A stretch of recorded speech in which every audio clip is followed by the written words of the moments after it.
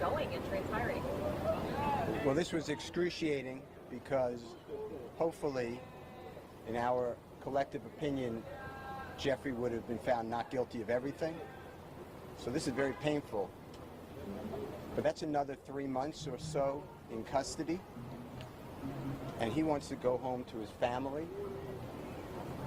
And negotiations totally broke down with the district attorney's office. Horribly broke down. And at that point, we believe that justice would be found with the honorable court. And Jeffrey just wanted to go home.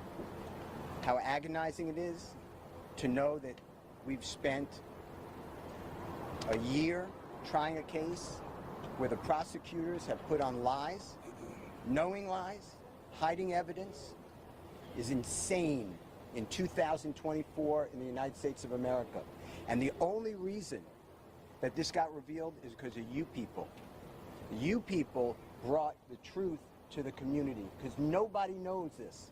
This is not the only courtroom it's happening in, and I just want to thank all of you. I especially want to thank Jeffrey for letting me represent him. I think he's a wonderful person who does wonderful things and will continue to do things even greater. I cannot express to you how Shaquille Kokomo, how Trisha Renard, how Haley, how my wife Colette, how Bram, how countless people, but especially Miss Courtney Edwards, worked without sleep for 3 years representing Jeffrey and helping him. I will never be able to stand with anyone more ethical, honest, hardworking, insightful, intelligent, and kind than the Honorable Keith Adams. The gentleman to my left is the best lawyer in the country.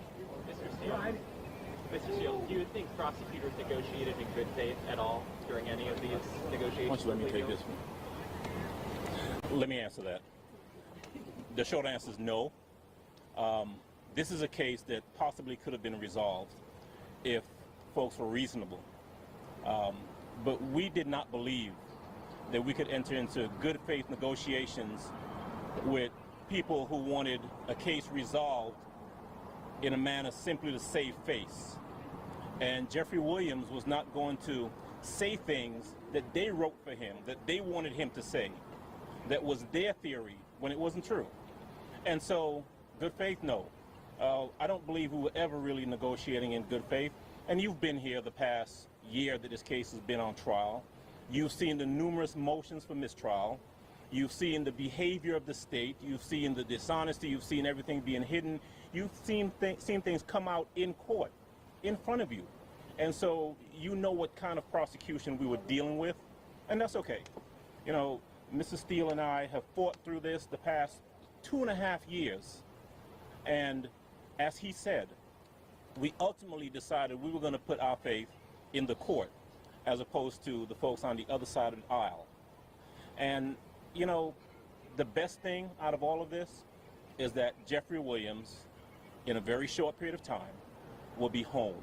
And that's all we've wanted from May 9th, when they went and picked him up and have held him in jail without a bond for the past 2.5 years.